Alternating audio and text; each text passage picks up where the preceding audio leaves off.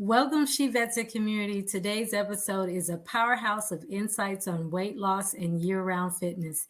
Did you know that the average American gains about 1 to 2 pounds during the winter holidays? But fear not, because we got an expert in the studio to guide us towards a healthier year-round lifestyle. Jay Maymi, an accomplished author, military parent, and fitness expert, will share his tips on making physical fitness a constant so we can stay ready, not just for the summer or winter, but for the long haul. Let's dive into the conversation with Jay Maymi. Jay Maymi, welcome to She Vets It. I'm so glad to have you here. This is not the first time you've been on She Vets It, and I'm so honored because of your expertise and all the things that you're doing. And you reached out a while back because there was some information you thought that would be helpful for not only myself, but women veterans. So I want to dive right in. Jay, what are your thoughts on the rising trend of medications like Ozempic for weight loss and how these impact women veterans? Any considerations to keep in mind? You don't have to go very far today to look at the headlines, right? Headlines always dictate what consumers are demanding. And every other day, if not every day, you find headlines that are talking about weight loss shots, semaglutide, Wegovy, Ozempic, you name them. And not only are they talking about them from not so much a positive standpoint, they're talking about them from a negative standpoint. Even recently, Tucker Carlson had an entire episode on a guy who was a former pharmaceutical big shot from Big Pharma talking about Ozempic, and none of it was positive. None of it was really glorifying it at all. So yeah, I think today a lot of people are finding themselves, those that are struggling with weight management, weight loss, people who've gotten off track, maybe for a while they were doing fine, and for whatever reason, surgery, discouragement, depression, things that life can throw at you at times, they've got thrown off track. They've started down a road of being complacent with eating the wrong stuff, not working out, and things like that. And now they find themselves in a situation where they're maybe not obese, maybe not dealing with a heavy problematic weight loss control, but they've gained more pounds than they know they should. They know they could manage. And so now they're looking at these drug related alternatives to help manage some of that weight gain, and it's problematic. It's problematic because, with as in any prescription, Althea, most people know there is going to be a degree of side effects, and so you have to weigh the pros and cons. And most people today, because using those prescription drugs, they result in weight loss. There's no question about that. There's no two sides to that story, but it's the side effects that become problematic for a lot of people. So you're stuck in the middle. Do you take something that you know is going to help you lose weight and gain your degree of self-confidence back when you look in the mirror, even though there potentially could be serious side effects? Or do you just stay where you're at and deal with whatever discouragement you might be dealing with, or maybe take the long road, which is the good old-fashioned workout, proper nutrition, good supplements, which there's no substitute for that. That's the better way to go, the longer way to go, but the better way to go. If you're in the military, we tend to have this regular routine. And then when we get out, it's like you gain weight a lot faster than normal. Why is that? That's a struggle with both men and women, right? I think you happen to find that a lot more in women. And that's just physiologically the way that women bodies are designed. They store more fat because they're designed to carry babies. And that's a whole other different answer. But it has to be factored in. So from a woman's standpoint, but again, I don't want to just leave guys out of this, but from a woman's standpoint, why do you gain weight again? There's a couple things that happens here.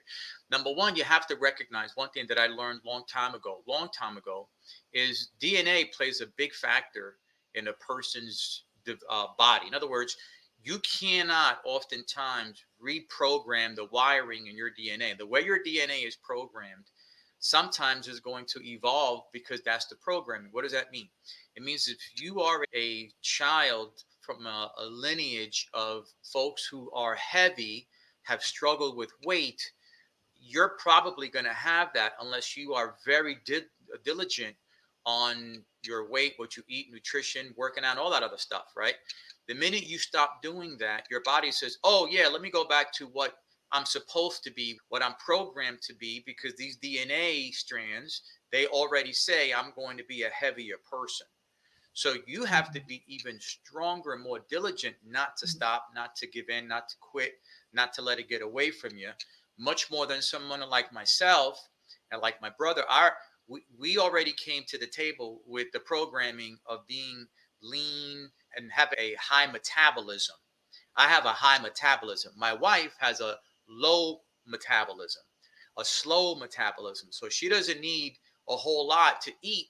Yes, she'll put on some weight. So she's really got to be diligent.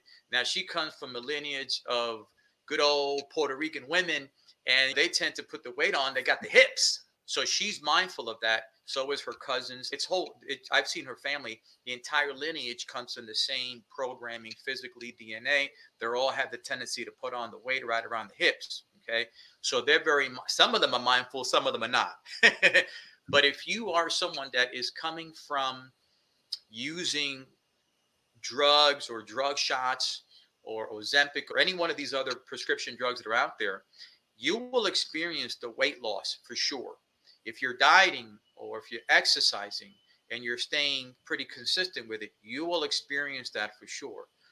But what happens when you get off it, and that's the problem, Althea, if your body already has a propensity because your DNA is dictating your body mass and your ability to store fat, then the minute you get off that thing, you're gonna supercharge weight gain. It just comes brainstorming right on, and you realize, what the heck just happened? I lost all this weight these last 6, 7, 8, 9, 10 months, and all of a sudden, in half the time, I put all the weight back and then some. Because you have to be mindful that it's about lifestyle changes. And I think the mistake that a lot of people make is they look for the quick fixes, right? Now, you can find supplements and programs that allow you to incorporate and enhance a lifestyle change. There's nothing wrong with that. I do that in my own fitness world. I supplement my nutrition, but it's part of my lifestyle. There's a danger as when you rely 100% of your lifestyle, 100% of you become 100% reliant rather on a prescription drug or some kind of shot or some kind of quick fix that doesn't change your habits. It doesn't change the way you think. It doesn't allow you to develop new disciplines because you don't have to. You just pop this thing in or you inject this thing in your belly and all of a sudden it takes care of that. That's never going to be an answer. The answer is adjusting your habits, creating new disciplines, making it part of a lifestyle so that whether or not one day or the next day you do gain a few pounds, and that happens to everybody, you know that you can hit the reset button and get back on track. You can't do that if you're dependent and relying on quick fixes, which is what we're talking about here today. I love that because, like you said, it's the DNA and it's lifestyle.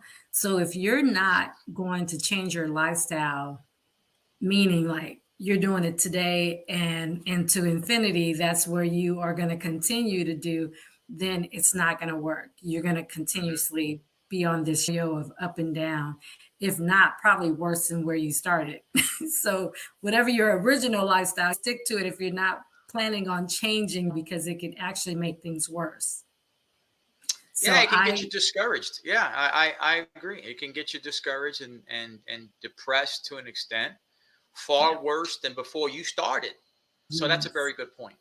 I heard someone say that diabetes doesn't run in your family just doesn't run. That is true. That is true. So DNA is one thing, but also I guess we can change that by, like you said, lifestyle and moving. And so that has me thinking there's some adjustments that I need to make.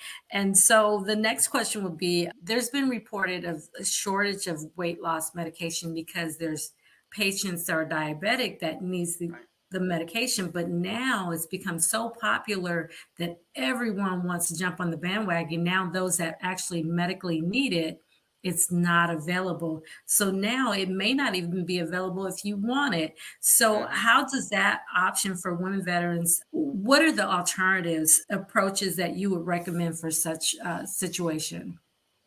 Yeah, that's a very good question. It's a very good point. That is a problem right now. When the Ozempics were designed, they were designed for, and Wegovy, they were designed for people that were obese and having tremendous problems because of their obesity, high blood pressure, cholesterol, pre-diabetic, and so on. And then those that are type 2 diabetic. Those prescription shots were designed for them to help them because they really do have a physiological issue. Along the Mhm. way, Hollywood made glamorize these shots. When you had the celebrities come out and say, "Hey, I was taking these shots, and look how much weight I've lost," and so obviously the media ran with that, big pharma ran with that, consumers ran with that, and now you have in a very short amount of time, what you have is a dilemma where the average person is getting a prescription from their doctor because they want to lose weight, and here they are now taking away from those who really need it so they can use it for weight loss. That's a problem, which is what we're facing now. Those pharmaceutical companies are so back ordered that now those that really need it are looking around and wondering, what am I going to do? So that's why insurance companies now are starting to decline covering those drug shots unless you are type 2 diabetic. So the doctors can't prescribe it, and they could prescribe it, but you're going to have to pay out of pocket for it. That's happening in multiple states right now because they realize those that need it should be the ones that should be getting it, right? So Mhm. now that leaves a huge gap. What does a person do who is used to taking these shots in order to have this accelerated weight loss? They're either going to pony up more money from out of pocket, or they're going to have to figure out alternatives to still get the same results but without relying, again, as I said earlier, relying on drugs. So what can someone do? There's three things they can do. They have to research. I'm a big believer that if you are serious and intentional about lifestyle changes and about your health, and a lot of people, they like to talk, but they don't walk the walk, right? If you're serious about doing that because it matters to you, it matters to your family, it matters to your children, if you are looking to be around for a long time and at least be able to enjoy being with your kids and your grandkids and not struggle because your knees hurt, your back hurt, everything hurts because you're carrying too much weight, then you've got to do the research. What's out there that I can get similar results where I'll have to do a little bit of work in the research, and also I'll have to do a little bit more work in my discipline in what comes in my mouth. I have to do the research. I have to do the research and find out what is intermittent fasting. What is intermittent fasting and how does that work and how can I incorporate that in my life? There is white papers written, there is peer-reviewed research written that intermittent fasting helps with weight management. There is no two sides to that story. The other thing you have to recognize is what are the foods that allow you naturally to burn calories. There's actually foods out there that you can eat, vegetables and certain other foods that work well with your gut. They also, because of the way they're designed, the vegetables, the way they are designed, in order for your body to process them, your body has to increase heat, internal heat, to break down those foods, which creates an increase in calories being burned internally. And then you have to realize that our bodies automatically produce a hormone called GLP-1. It's a hormone that helps regulate appetite, glucose. It's already in our system. When we were designed out there, we were designed to be a well-oiled machine, already with the ability to find ways to help continue to heal ourselves if we do the right things. That GLP-1 hormone, it's already in us. What are the supplements that are out there that can help that GLP hormone do what it's supposed to do, which it helps avoid the cravings and reduce the sugar cravings and the appetite and the food noise, thinking about food all the time. It takes homework to be able to still get the same results you want so that you're not relying on a shortage of drugs to put you in a place of panic where now it's reversing everything that you've accomplished, even though it's been through the drugs, it's reversed, and now you're discouraged and depressed and anxious and almost like jonesing for the availability of these drugs to come back. There are alternatives. You just have to know where they are and and how to get your hands on them. That was a great explanation. I want to ask next, in your advocacy work, have you noticed specific barriers women veterans face in seeking weight loss solutions or just women in general? And how can these challenges be addressed? The two biggest areas, access and support. Whenever you're trying to make any change, when you don't have full, complete, transparent disclosure of information, number one, it makes you skeptical. Whenever you do find something, you become skeptical. And skeptical people tend not to make decisions. I've learned that in my career as an entrepreneur, whether it's in health, finances, or whatever. People that are skeptical tend not to make decisions, or they make decisions with a sense of hesitancy where they don't fully commit to it. And neither one of those is good. But can you blame them? If the information is sketchy, it's not transparent, there's no full disclosure, is glamorized, then when you do pursue that information, it may not be what, number one, what you need. It may not be what's right for you. And you still may not decide to do it because it's not fully understandable to you. So access to clear, concise, comprehensive information, I think, is a challenge that women face. My wife, when she does throughout the years, we've been married almost 20 years now, and I've seen her with her weight. Okay, now thankfully she's tall. She used to model, so she can get away with the pounds because she's tall. She's 5'11". But in her journey, trying to find information, even online, she gets so frustrated because this person says this, person says that, that product says this. You watch 10 different shows, 10 different articles, 10 different videos, you get 10 different opinions, 10 different points of view. So and that's if you could find good resources that are reputable. So that's a challenge. The second challenge, I believe, is also support and community. And I'm going to say this in a way that I can only say it. I shoot straight from the hip. Okay. I think this also is the same thing for men, but I think more for women. Women are very protective about their health journeys, about their weight loss journeys. I think they may share it with one other person, but I think if they are in a place where they now are struggling with weight management or looking the way they want to look, I think there's a sense of hesitancy to share that with others in a way where the others can provide support to them. So it really becomes everyone's on their own island as opposed to coming together on one and supporting each other. As a personal trainer, which I was for a very long time, it was rare that I would hear women that I've trained often say that, hey, me and my girlfriends got together and we all talked about how can we help encourage each other lose weight. And I think that was something that they didn't even want to get into. So now you are trying to run this marathon or you're trying to experience this journey on your own when everybody knows that the best way to experience a journey is when you have accountability, support, and community. If you're not the only one on that journey, you tend to stay on it because you look around and say, oh, you in it too? Oh, you in it? Let's do it together. And you come together as a unit with single-minded mission, and you realize we can all do this together. And I'll lift you up if you get down. And if you get and support each other in a way that they can move that much faster because they know they got each other's back in terms of support. I think those two areas there makes a huge difference for any woman trying to do something where at the end of the day, she feels very good about what she's done and she's excited and happy about her health, her wellness, and the way that she looks when she looks in the mirror. I love that. And I approve this message because when I was on my journey of walking more and doing things, I did it with a couple of people. And the thing is, if you're not disciplined, it works well because if you have someone more disciplined than you or you're more disciplined than them, when they don't feel like getting up, you're calling them. You're like, hey, we're getting on that track today. Remember, we get up every day at 7.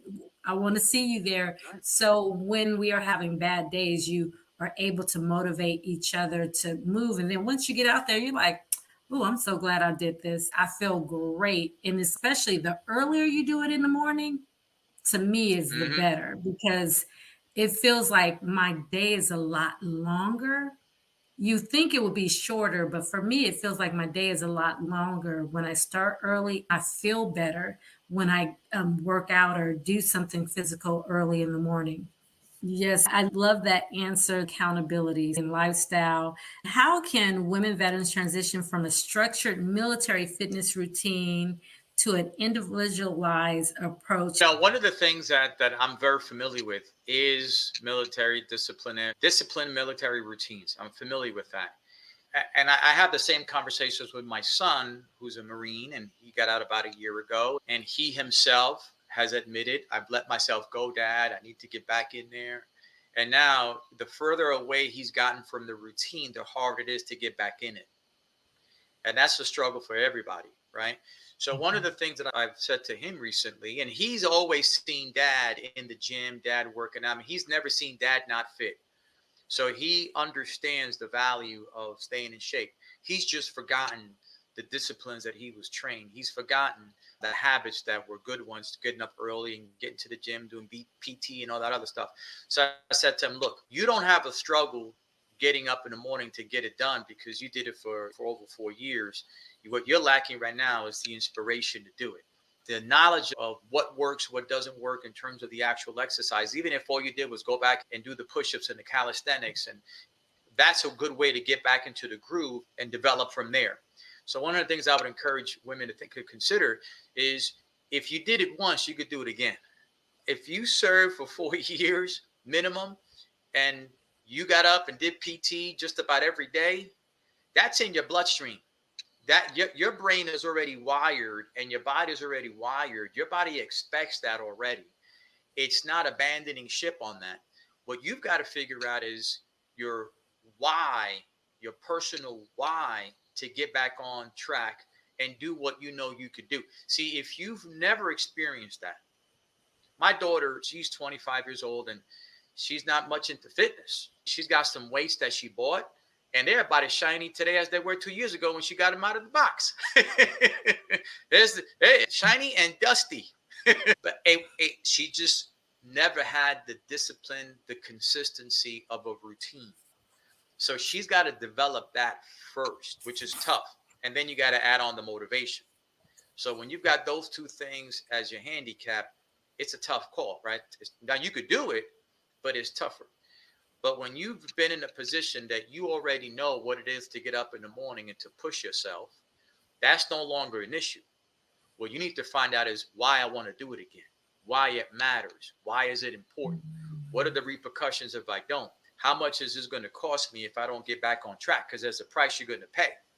You could pay a little price now and get up and get back on it, or you can pay a whole larger price later when it may be a larger price than you can afford to pay, a larger price than you want to pay. So do it now while you can. The price is a small price because there's a bigger cost down the road if you don't do today what you need to do. So don't worry about what I'm going to do. Just worry about why I'm going to do it. The what will come along and it'll resurface. Your brain's going to remember. Your muscle memory will come back. And before you know it, your body will shake off that dust and you'll be back on track doing the things that you were doing that helped you get into that great shape you were when you were serving. I heard someone say, what you do in your 40s determine what happens your body in your 50s. So if you're exercising today, it's going to determine how physically fit you are in your 50s. It's about lifestyle. Yes, you may live to your 100 or live to your 90, but what quality of life do you have? One of the whys is making sure that you can sustain the quality of life for as long as possible. You hit the nail on the head, and that reminds me of something that I think is worth sharing because I've said this to folks many times out there, not just in fitness, but in many areas, many capacities. And the work that I do, I help people thrive in different areas of life. But financial services has been one of those areas. Health and wellness has been another. But in financial services and health and wealth, I always tell people that there's an older version of you that is out there that exists. There's an older version of you that is hoping that the younger version of you is making good decisions. Because one day you will meet that older version of you. 20, 30 years from now, you're going to meet that older version of you, God willing, and you're going to have an answer. You're going to have to come up with some kind of answer. You're going to have to come up with some reason to the older version of you why you're broke, busted, and disgusted, why you are physically busted, financially broke, and so on. You better have a good answer, because here's one thing, God willing, the 20 and 30 years are going to come. Unless for some reason your life ends shorter than that, that's okay. But I already know that there's a 70, 80, hopefully 90-year-old version of Jay Maymi that I'm going to meet one day. And I'm going to have to give an account to that dude as to why I arrived miserable, sad, depressed, discouraged, all these things, when ahead of time I could have done something about it. Or I can arrive there and I can get a pat on the back and have him say, you did a good job, boy. Same thing's going to happen for you. 20, 30 years from now, you're going to meet the older version of you. You're either going to get a pat on the back, or you're going to get a look that say, you had all this time and you did what? This is the best you did with the last 20, 30 years? That's not a conversation you ever want to have when you have it with yourself sometime in the future. That was powerful. Really, like it really actually is making me think, oh my gosh, who do I want to meet in my 70s, my 80s, in my 90s, if God willing, whatever that is. The choices, like you said, the choices we make today determines our future. Wow, that is powerful. When you talk about that, it's really a mindset that you have to develop to get to that place, to be that healthy person, the person that will eventually be wealthy. If you develop the right mindset, that healthy person that you will meet down the road in your 70s or 80s or 60s or whatever the case is really changing your mindset today. Finding out what your why is and having the discipline to make the right choices. And when you're willing to be consistent and show up for yourself, we show up for everybody else, but we have to be willing to show up for ourselves too and take care of this temple, because if not you, then who else will? Yes, thank you for that. That's something that I feel like you have to meditate, meeting yourself down the road. I like that. So let me see. So I think you pretty much covered a lot so far. What are some things that we can do now, women veterans or women in general, whether they're male or female? What can we do now? What are some steps if we're off track right now, especially in our weight loss journey, because we lost our roots after the military? What are some of your tips or lessons learned? I think what's important is once you arrive at a decision that you're going to do something, right? Arriving at a decision that you're going to do something is first and foremost, but it's not the be all and end all unless you put a deadline to that decision. What's the deadline to that? In other words, okay, Jay, I hear you. This has been a great episode. You got me thinking. I'm going to do something. I don't want to meet the older person and have an account to give for. I don't want to let that person down. So I'm making a decision to do something. Okay, so let's talk about this decision then. What are the goals that this decision is forcing you to create for yourself? Goals meaning, how many times am I going to work out during the week? How much weight do I want to lose by 30, 60, 90 days? By when do I want to look like what? I'm giving myself 6 months to do this, that, and the other. Lose 30 pounds, get my body mass index down, start feeling good about myself, start wearing those sexy dresses or those nice shirts, right? By 6 months from now. Because if you don't give your mind a deadline, it's going to wander. And it's going to think, I got time. You know what? It's the holidays. I'll start after the holidays. I'll start after my birthday. And here you go, another month, 2, 3 months, another year go by. And you still pushing it down the road. You still kicking that can down the road.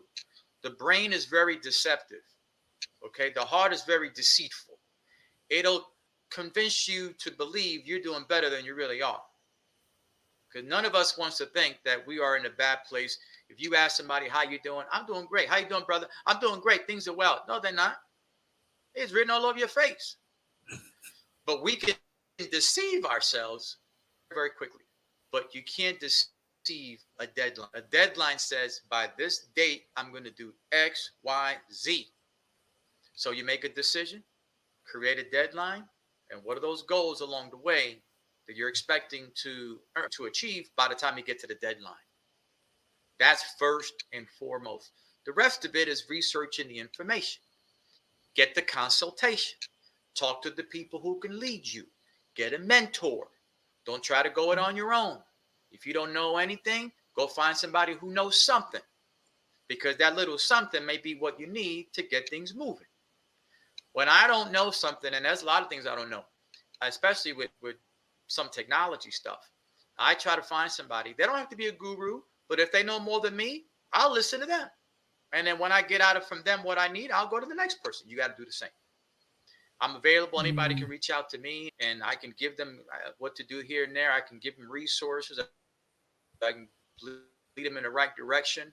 But ultimately, you got to pull the trigger. Good information. You mentioned earlier about foods that actually will burn fat, the natural way. But then there's also alternative vitamins or natural supplements that will help you, along with lifestyle change, that of exercising that can help lose weight. What are the supplements that you have found or you've heard of that are out there that could be helpful for veterans? That's a great question, because I have always researched stuff. I'm just an enthusiast.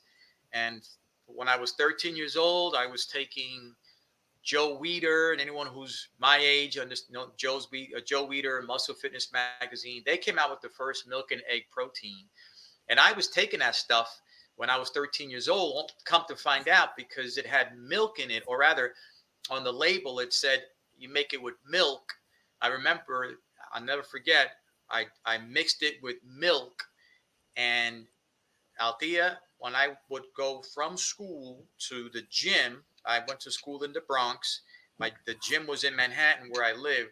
It's about an hour train ride, multiple stops. And that's when I found out, when I took that milk and egg protein with milk, when I left the high school at about 3 o'clock, get on that train to go to Manhattan to go to the gym. That's when I found out I was lactose intolerant. It's not the time and place you want to find out when you're lactose intolerant, when you're on the train for an hour. I'm telling you, you could just imagine the rest. It was horrible to find out at that time that Jay Maymi was lactose intolerant. But that forced me to read and study and research supplements, because I knew that I wanted to live a life of wellness and health. So I've always researched the latest and what's going on out there in the supplement world.